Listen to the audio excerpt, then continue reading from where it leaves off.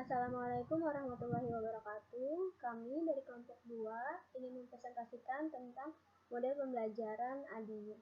Di sini saya akan memperkenalkan anggota kelompok 2. Yang pertama ada Ida Noviana. Yang kedua ada saya, Cahyo Suci Ramadhani. Yang ketiga ada Elci Oktaria. Yang keempat ada Ayu Aksari. Dan yang terakhir ada Panji Marandika. Di sini kami akan menjelaskan tentang model pembelajaran ADI. Model ADI adalah salah satu model desain sistem pembelajaran yang memperlihatkan tahapan-tahapan dasar sistem pembelajaran yang sederhana dan mudah dipelajari.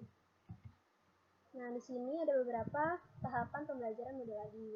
Yang pertama ini ada analisis. Langkah analisis melalui 2 tahap, yaitu yang pertama ada analisis kerja. Nah, analisis kerja ini dilakukan untuk mengetahui dan mengklarifikasi apakah masalah kinerja yang dihadapi memerlukan solusi berupa penyelenggaraan program pembelajaran atau perbaikan pengelolaan. Dan yang kedua yaitu ada analisis kebutuhan. Analisis kebutuhan ini merupakan langkah yang diperlukan untuk menentukan kemampuan-kemampuan atau kompetensi yang perlu dipelajari oleh siswa untuk meningkatkan kinerja atau prestasi belajar. Selanjutnya akan dibahas oleh Ayu Aksari. Kepada Ayu Aksari, dipersilakan. Baik, saya akan melanjutkan menjelaskan. Pada saat seorang perancang program pembelajaran melakukan tahap analisis, ada 2 pertanyaan yang harus dicari jawabannya, yaitu yang pertama, apakah tujuan pembelajaran yang telah ditentukan itu dibutuhkan oleh siswa? Yang kedua, apakah tujuan pembelajaran yang telah ditentukan itu dapat dicapai oleh siswa? Baik, yang selanjutnya itu adalah beberapa pertanyaan dalam perancang program pembelajaran dalam melakukan analisis kebutuhan. Yang pertama itu adalah bagaimana karakteristik siswa yang akan mengikuti program pembelajaran atau learner analysis. Yang kedua itu adalah pengetahuan dan keterampilan seperti apa yang telah dimiliki oleh siswa atau prerequisite skill. Yang ketiga itu adalah kemampuan atau kompetensi apa yang perlu dimiliki oleh siswa atau task atau goals analysis. Yang keempat itu adalah indikator apa atau kriteria yang dapat digunakan untuk menentukan bahwa siswa telah mencapai kompetensi tersebut. Yang kelima itu adalah apa yang telah ditentukan setelah melakukan pembelajaran atau evaluation and assessment. Yang terakhir itu adalah kondisi seperti apa yang diperlukan oleh siswa agar dapat memperlihatkan kompetensi yang telah dicapai. Oke, langkah selanjutnya adalah 2, yaitu desain. Desain merupakan langkah kedua dari model desain pembelajaran ADI. Langkah ini merupakan yang pertama inti dari langkah analisis. Yang kedua adalah langkah penting yang perlu dilakukan untuk menentukan pengalaman belajar yang perlu dimiliki oleh siswa selama mengikuti aktivitas pembelajaran. Yang ketiga adalah langkah yang harus mampu menjawab pertanyaan, apakah program pembelajaran dapat mengatasi masalah kesenjangan dalam kemampuan siswa. Selanjutnya adalah beberapa pertanyaan dalam pemerancangan program pembelajaran dalam tahap analisis kebutuhan. Yang dibutuhkan adalah yang pertama adalah kemampuan dan kompetensi khusus apa yang harus dimiliki oleh siswa setelah menyelesaikan program pembelajaran. Yang kedua adalah indikator apa yang dapat digunakan untuk mengukur keberhasilan siswa dalam mengikuti program pembelajaran.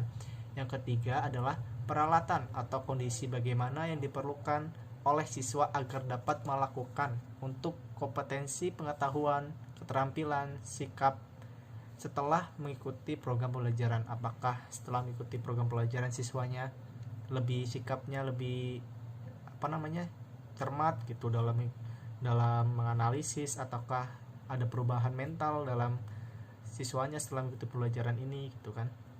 Terus yang selanjutnya adalah keempat adalah bahan ajar dan kegiatan seperti apa yang dapat digunakan dalam mendukung program pembelajaran gitu. Jadi apa aja nih yang kira-kira dapat didukung dalam kegiatan pembelajaran, apakah pembelajaran yang menarik, ataukah bahan ajar yang menarik, ataukah cara penyampaian ajar yang menarik gitu. Terus yang selanjutnya adalah tahap pengembangan. Nah, tahap pengembangan ini adalah meliputi yang pertama adalah membuat, yang kedua adalah membeli, dan yang ketiga adalah modifikasi bahan ajar. Dengan kata lain, mencakup kegiatan memilih, menentukan metode, serta media dan strategi pembelajaran yang sesuai untuk digunakan dalam sistem pembelajaran untuk menyampaikan materi atau substansi program. Selanjutnya akan disampaikan oleh Saudari Ida. Terima kasih. Selanjutnya, dalam melakukan langkah pengembangan, ada 2 tujuan penting yang perlu dicapai. Yang pertama, memproduksi, membeli, atau merevisi bahan ajar yang akan digunakan untuk mencapai tujuan pembelajaran yang telah dirumuskan sebelumnya. Yang kedua, memilih media atau kombinasi media terbaik yang akan digunakan untuk mencapai tujuan pembelajaran. Beberapa pertanyaan dalam perancang program pembelajaran dalam tahap analisis pengembangan yaitu adalah sebagai berikut. Yang pertama, bahan ajar seperti apa yang harus dibeli untuk dapat digunakan dalam mencapai tujuan pembelajaran. Yang kedua, bahan ajar seperti apa yang harus disiapkan untuk memenuhi kebutuhan siswa yang unik dan spesifik. Yang ketiga, bahan ajar seperti apa yang harus dibeli dan dimodifikasi sehingga dapat digunakan untuk memenuhi kebutuhan siswa yang unik dan spesifik. Nomor 4, bagaimana kombinasi media yang diperlukan dalam menyelenggarakan program pembelajaran. Selanjutnya, kita masuk ke tahap yang keempat, yaitu implementasi. Tujuan utama dari langkah ini antara lain, membimbing siswa untuk mencapai tujuan atau kompetensi, menjamin terjadinya pemecahan masalah atau solusi untuk mengatasi kesenjangan hasil belajar yang dihadapi oleh siswa, memastikan bahwa pada akhir program pembelajaran, siswa perlu memiliki kompetensi pengetahuan, keterampilan, dan sikap yang diperlukan. Selanjutnya ada beberapa pertanyaan dalam perancang program pembelajaran dalam tahap implementasi ini. Yang pertama, metode pembelajaran seperti apa yang paling efektif untuk digunakan dalam penyampaian bahan atau materi pembelajaran. Kemudian, upaya atau strategi seperti apa yang dapat dilakukan untuk menarik dan memelihara minat siswa agar tetap mampu memusatkan perhatian terhadap penyampaian materi atau substansi pembelajaran disampaikan. Kemudian selanjutnya tahap evaluasi.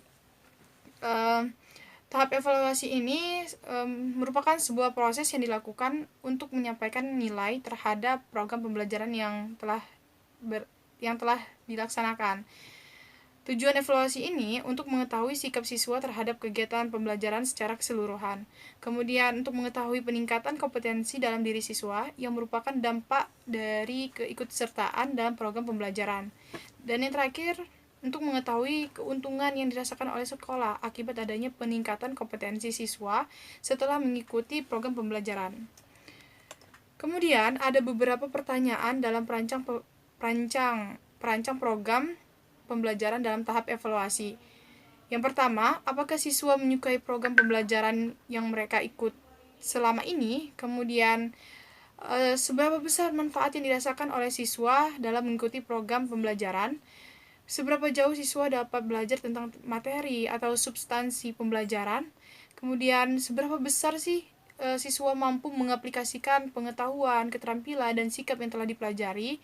Dan seberapa besar kontribusi program pembelajaran ini terhadap prestasi belajar siswa? Baiklah, teman-teman, sekian dari kelompok kami. Jika terdapat kesalahan kami mohon maaf. Kami akhiri, wassalamualaikum warahmatullahi wabarakatuh. Semoga bermanfaat.